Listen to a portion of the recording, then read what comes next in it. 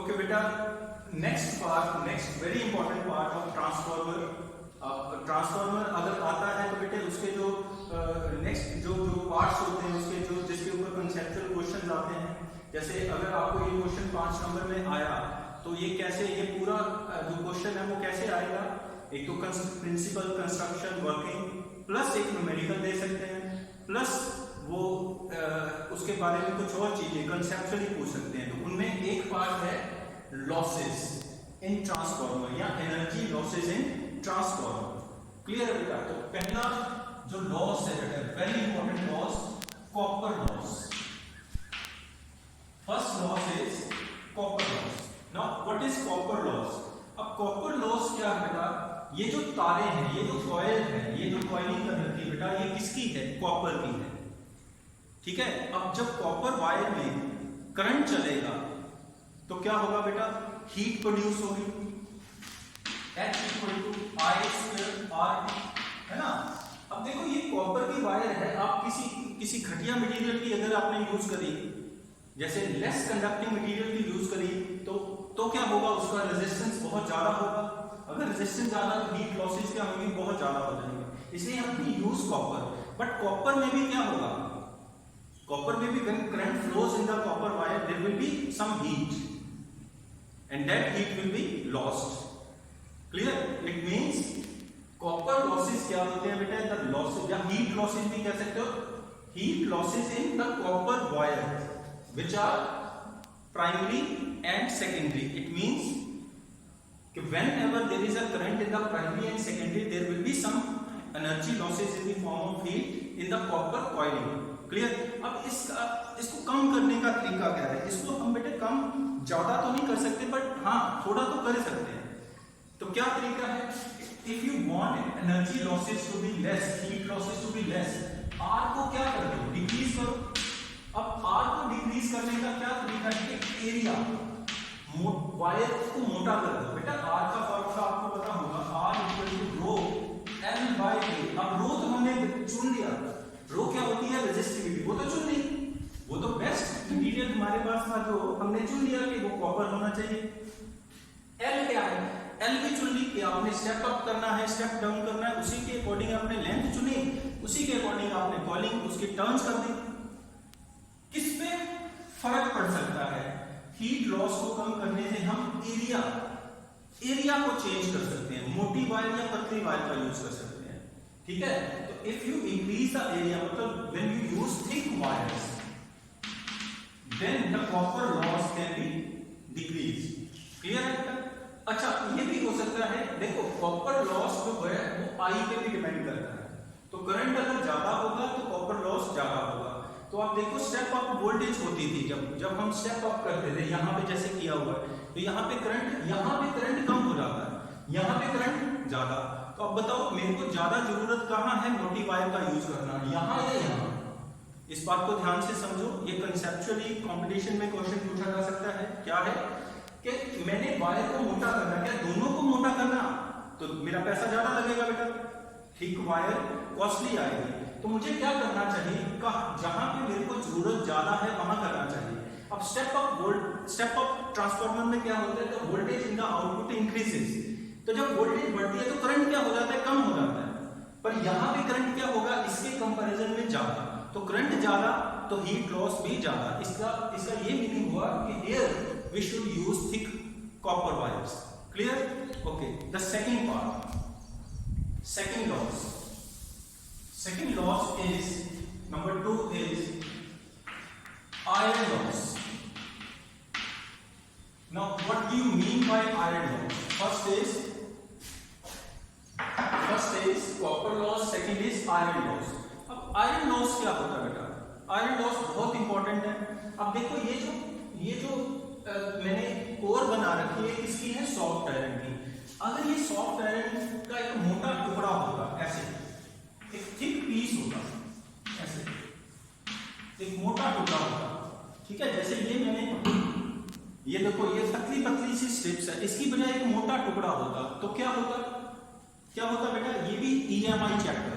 यहां पे जब ऑल्टरनेटिंग करंट चलेगा तो चेंजिंग फ्लक्स होगा बेटा। तो आपको याद होगा whenever there is change in flux linked with a bulk piece of a metal, eddy currents are set up in the metal. Clear? तो this iron loss किस पे बेस्ड है बेटा? इस पे बेस्ड है कि इस मोटे टुकड़े में whenever there is change in flux, alternating current है ना बेटा, ये क्या करेगा?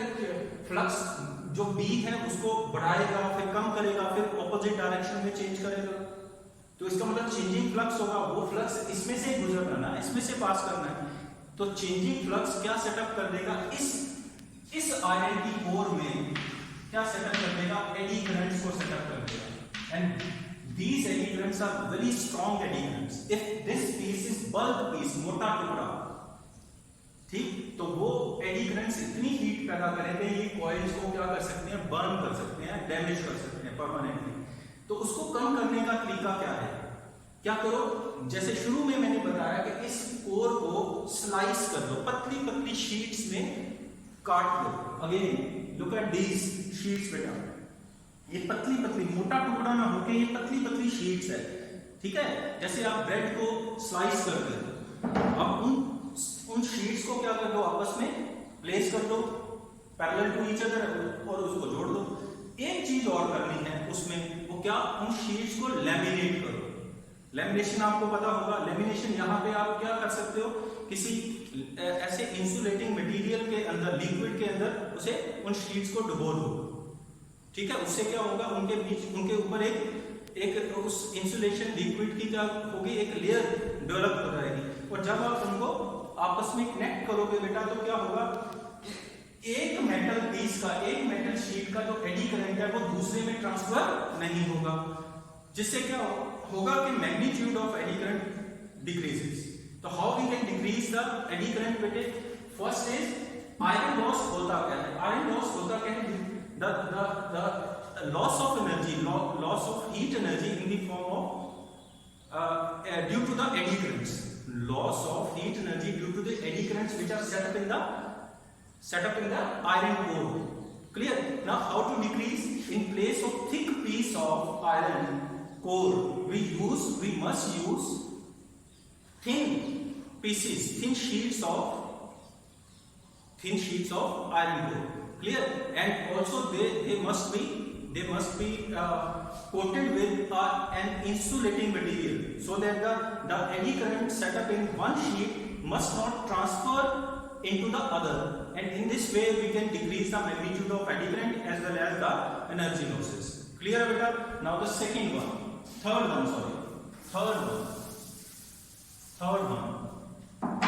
one is flux loss. Now what is flux loss? हम ये चाह रहे थे बेटा कि ये सारे का सारा, जैसे देखो ये प्राइमरी टर्म है मानो, और ये क्या है? सेकेंडरी, ठीक है? और यहाँ पे हमें आउटपुट लेनी है, यहाँ पे हमें एसी सोर्स लगाना है। अब चेक करो, जैसे ही करंट चला, इसमें क्या सेटअप हो जाएगा? Magnetic field. अब ये मैग्नेटिक फील्ड यहाँ से घूमता हुआ इसके साथ लिंक करेगा। जब इसके साथ लिंक करेगा तो यहाँ पे करंट सेटअप होगा। तो क्या जितना फ्लक्स इसमें से पास कर रहा है, क्या सारा का सारा इसमें पास ऑन होगा कि नहीं होगा? बेटा इस केस में नहीं होगा। क्यों नहीं होगा? क्योंकि बहुत सारा बिखर जाएगा, है ना? यहाँ पे बहुत सारा बिखर जाएगा, ऐसे यहाँ से निकलेगा, इसमें से नहीं निकलेगा। तो एक तरीका ये था कि इसको, इन कॉइल्स को किसके ऊपर लपेट दो? सॉफ्ट आयरन के ऊपर। अब सॉफ्ट आयरन कौन सा मटेरियल होता है? फेरोमैग्नेटिक। ये जो फ्लक्स बाहर जा रहा है, ये क्या करेगा बेटा? ये सॉफ्ट आयरन क्या करेगा? इसे अपने अंदर पुल करेगा और सारे का सारा मैक्सिमम फ्लक्स को सेकेंडरी के साथ लिंक करेगा। बट स्टिल बेटा some of the flux is loss, ठीक है? तो उस फ्लक्स लॉस को कम करने का तरीका क्या है? One way is to bound these primary and secondary coils over the ferromagnetic core called soft iron core. एक और तरीका भी है इसको और बढ़िया करने का, एफिशिएंसी को बढ़ाने का या फ्लक्स लॉस को कम करने का। वो क्या तरीका है? देखना, ये भी बेटे, ये भी क्या है? ट्रांसफार्मर ही है, ठीक है? ये भी क्या है? ट्रांसफार्मर।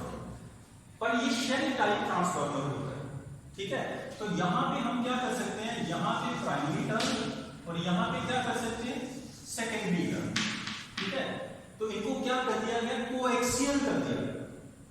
इनको क्या कर दिया गया, कोएक्सियल। कोएक्सियल का मतलब एक कॉइल के ऊपर दूसरी कॉइल को लपेट दिया गया, जैसे इस केस में किया गया। देखो यहाँ पे होनी चाहिए थी यहाँ पे, पर एक्चुअली ये जो कॉइल है बेटा, ये अंदर जो पार्ट है उसके ऊपर एक दूसरे के ऊपर लपेटी गई है। Such type of transformer is called coaxial या शेल टाइप ट्रांसफार्मर। इससे क्या होगा, जो जितना भी फ्लक्स इसका होगा प्राइमरी का, वो किसके साथ लिंक हो जाएगा बेटा, सेकेंडरी के साथ। मैक्सिमम फ्लक्स लिंक होगा। एक तो सॉफ्ट आयरन इसे बाहर नहीं जाने देगी, एक जो थोड़ा बहुत जा भी रहा था वो कोएक्सियल होने के कारण वो मैक्सिमम फ्लक्स क्या करेगा, प्राइमरी का सेकेंडरी के साथ लिंक करेगा। राइट बेटा, now the next loss is hysteresis loss. Next loss is hysteresis. Fourth one, H-Y-S-T-E-R-I-S-I-S, hysteresis loss. Now what is hysteresis? आपको याद होगा hysteresis, जब हमने मैग्नेटिज्म में hysteresis पढ़ा था बेटा, तो मैंने कहा था कि एक पीस को, एक आयरन के पीस या एक कोई भी मटेरियल के पीस को किसमें रखो, सोलेनॉइड के अंदर रखो, और यहाँ पे करंट को बढ़ाओ या चलाओ, तो इसके जो डायपोल हैं वो क्या हो जाएंगे बेटे, क्या हो जाएंगे, एक ही तरफ हो जाएंगे। इसका मतलब ये स्ट्रांगली मैग्नेटाइज हो गया। अब जैसे भी सपोज करो यहाँ पे मैंने अल्टरनेटिंग करंट लगा दिया, तो क्या होगा, जब व्हेन पॉजिटिव हाफ कम्स, ये सारे मैग्नेटाइज हो गए, सारे एक तरफ हो गए। जैसे ही नेगेटिव आया तो ये सारे इस तरफ आ गए। इसका मतलब ये मटेरियल क्या कर रहा है, ये कॉन्टिन्यूसली मैग्नेटाइज एंड डीमैग्नेटाइज हो रहा है। इसी तरह से ये जो कोर है बेटा, ये कोर, ये क्या कर रही है, when alternating current passes through this wire, it magnetize the core and demagnetize the core. So it continuously undergoes, the soft iron core continuously undergoes the process of magnetization and demagnetization. उससे क्या होगा, ये गर्म हो जाएगा। अब देखो ना, ये जो मॉलिक्यूलर मैग्नेट्स होते हैं, ये एक तरफ इस तरफ गए, एक बार इस तरफ गए, फिर ऐसे गए, तो लगातार इसकी जो काइनेटिक एनर्जी है will be converted into heat energy. ये हमने हिस्टेरेसिस में पढ़ा था। क्लियर है बेटा? तो क्या होगा, ये जो कोर है गर्म हो गई, अगर गर्म हो गई तो energy losses, heat energy loss हो गई। तो एनर्जी लॉस को कम करने का तरीका हमने क्या करना है, अगर आपको याद है बेटे, हिस्टेरेसिस कर्व हमने पढ़ा था, BH कर्व, वो ऐसा था और ऐसा था। ये किसका था बेटे, स्टील का, ये किसका था, सॉफ्ट आयरन। तो कौन सा मटेरियल चूज करना चाहिए सॉफ्ट कोर को बनाने के लिए, सॉफ्ट आयरन या स्टील? तो आपको याद हो, तो जिसका एरिया ज्यादा उसमें energy losses per unit volume ज्यादा। क्लियर? तो किसका एरिया कम है बेटा, under BH2 soft iron. That's why we prefer soft iron core. Clear? तो how to decrease the hysteresis loss? By choosing a material which has smaller area under BH2, hysteresis loss. Clear? This was the fourth one, and the fifth one is humming loss. Humming loss. अब humming loss क्या होता है बेटा, आप कभी transformer के पास जाके खड़े हो जाओ, उसके नीचे खड़े हो जाओ, you will hear a sound of humming sound आपको सुनाई देगी। वो कैसी साउंड होती है कि ये जो जब अल्टरनेटिंग करंट चलता है, तो ये जो कोर है बेटा, ये लगातार मैग्नेटाइज एंड डीमैग्नेटाइज होती है। तो ये जो इसकी क्योंकि इसकी फ्रीक्वेंसी बहुत ज्यादा है, ये जो स्ट्रिप्स होती हैं, ये जो शीट्स होती हैं, ये आपस में क्या करती हैं, वाइब्रेट करती हैं, एक दूसरे के साथ टकराती हैं। उससे क्या होता है, some sound is produced, it means some energy is lost in the form of sound energy. तो इसका तरीका, इसको कम करने का क्या तरीका हो सकता है, इसको यही है कि इसको टाइटली पैक करो, किनको, शीट्स को। तो these were the energy losses, very very important. Please इसे अच्छे से करो, कोई डाउट है तो पूछो। Thank you.